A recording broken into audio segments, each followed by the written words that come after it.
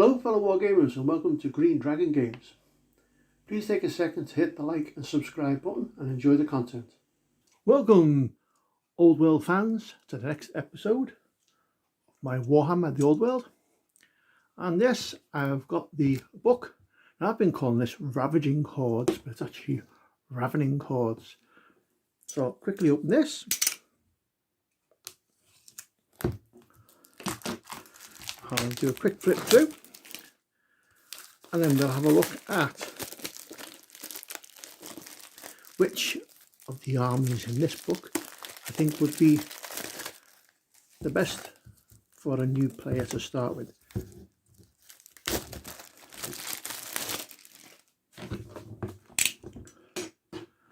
So this book, again, I will flip through it like I did with the previous one, the Armies of Fantasy book. I'm not going to go into detail with it because there are many videos out there covering that as a subject, and that's not what this video is about. This video is to show you that I have the book, and so in this book, and what we'll cover in this video are Orcs and Goblins, Warriors of Chaos, the Beastmen, Bayheads, and the Tomb Kings of Cremie. So there you go, that's a quick look at the book. Now what we'll do is we'll go through like we did in the last video, and we'll look at how easy the miniatures are to paint, the cost of the miniatures to buy, and the points cost for the number of miniatures. Now obviously, as a new player, the quickest way to get on the table, especially if you've got no experience, you want miniatures that are easy to assemble and are easy to paint. So let's start off with the Orcs and Goblins. Now these are, without a doubt, one of the most fun armies to play. You can keep the model count down by just taking Orcs and leaving the Goblins out, because obviously Orcs are more expensive. But a lot of the fun with this army is actually the Goblins. Taking Night Goblins with a couple of fanatics in them is absolutely hilarious when you come to play them. If they get out there, they're totally random. They can smash your force up just as much as they can your opponent. Really fun to play, but there's obviously a lot more work involved in painting them. Not so much, they're not hard. I mean, you could, in theory, because a lot of the Goblins are one-piece castings or one piece and you just have to put arm on them. So you can either give them the body, legs and all that as one piece, and you just either give them a spear and a shield or a bow and arrow. So there's not a great deal of assembly in them, and you could really spray them black and paint the faces green, hands green, and paint the bows or spears brown. So they aren't that hard to paint. You just have a high volume of them to do.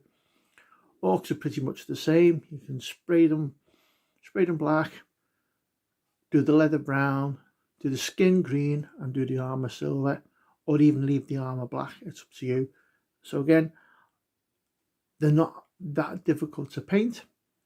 And another big bonus for them is Games Workshop have released a box set, which I've put the picture up now. Now the only issue with this box set is you get no HQ.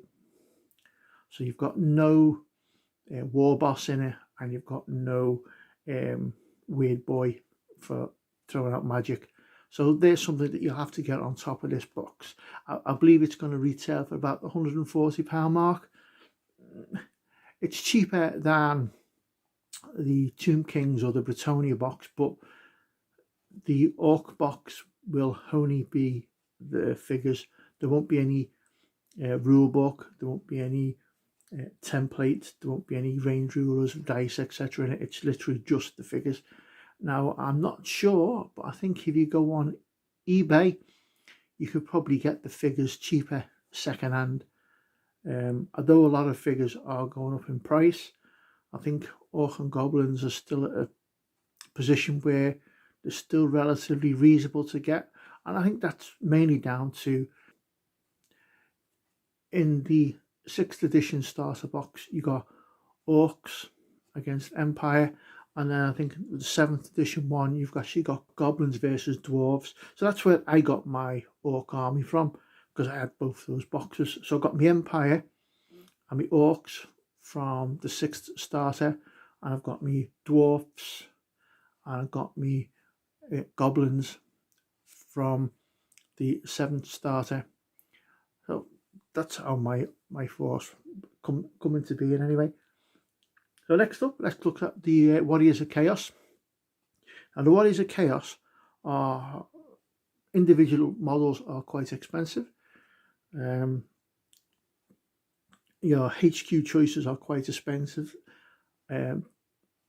All these figures you will need to get from eBay, or you can get some of the miniatures from Games Workshop still, but they'll be on round basis because they're being sold for Age of Sigmar, not for the old world. Now the biggest thing with them is their HQs are really expensive. I think Chaos Lord is about 215 points. And if you take a Chaos Demon, you're looking at closer to 250 points. Then if you give him Wings, it's another 30 points. And if you give him Magic, you're hitting 350, 400 point mark for one figure.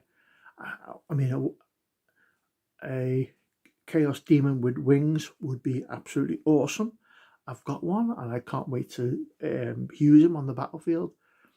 But he's a big investment points wise, and I don't know how resistant or tough he will be in the game, as I haven't got a chance to play them yet. That's something that's going to happen down the line when I get them finished. As I say, I'm still cracking on painting my dwarfs at the moment, nearly at the 1,000 point mark, but well, that's beside the point. So next up, we got the Beastmen Brayheads. Now, again, you have to get these figures from eBay, and they are really hard to come by. I've been looking today for them before doing this video. Been doing a bit of research, as you do, and the ones that are on there are ridiculously expensive. Now, because of the way the models are, they're quite large, so your model count will be low, which is a bonus. You can only get second-hand miniatures at the moment, so chances are the miniatures are all going to be assembled, so you haven't got to do any assembly to them. You will have to repaint them unless you can get them painted nice, but then if you get them painted, you probably have to redo the bases so the bases match on all your figures for your army. Again, the Beastmen are quite points heavy, so you'll have a low model count on the table, which is a bonus, but just the cost is off-putting at the moment because of the availability. They weren't a big faction back in the days of Warhammer Fantasy, so the figures are quite scarce, and that's why they're so expensive to get hold of. Last up, we're going to go Tomb Kings. Now, as you all know, along with the Bretonia, the Tomb Kings got a box set, and the box set is still available.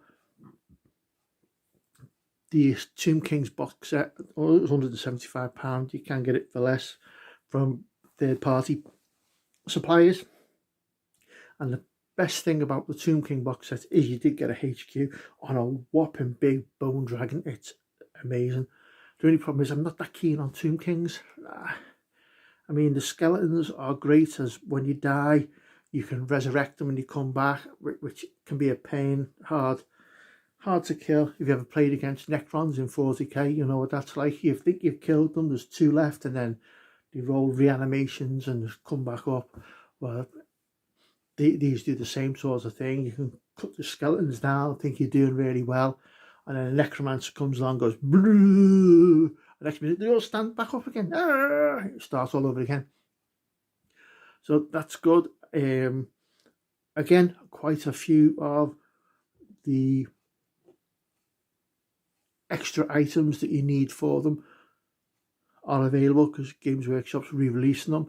There's no Scorpion yet. I think you have to still, Scorpion's still a land of eBay item, because yeah, Scorpion's quite good because it can burrow under the ground and then pop up and right next to a unit and surprise them. So the Scorpion's really good. But again, points cost. Skeletons are relatively cheap, so you're going to have an awful lot of them. Now, the bonus thing is a quick tip with skeletons: if you spray them white and give them a coat of Northern oil wash and then dry brush over them white again, they will look fine. They're quite easy to paint. The Northern oil wash goes into the eye sockets and everything and gives you all that definition between the ribs and the eyes and everything. So when you just go over it again with a white dry brush, the model just pops. They look fantastic. Very little effort. So there's a lot of them. They are really simple to paint, and that goes for the same with all the bone animals as such. The dragon as well. If you just spray it white, go over it with a wash and just dry brush it, it'll pop. So they're fairly simple to paint, but you will have a lot of them to do. So my thoughts on which is the best Ravening Horde Army for new players. This one is not as easy to choose as the Forces of Fantasy one. There's only 4 of them. Out of the 4, I suppose the worst one at the moment was the Beastmen, just because the sheer lack of availability. They will cost you a lot to get. Again, although there's going to be a low amount of figures, it's still going to cost you a lot. So they're probably 4th. And next, after that, it's difficult because the Orcs and Goblins and the Tomb Kings both have a high number of models. If you take the Goblins, so probably you don't have to take Goblins, you can just take Orcs. So in 3rd place, I'd put the Tomb Kings. They are readily available, but there's a high volume of models. And then we've got Orcs and Goblins and Chaos.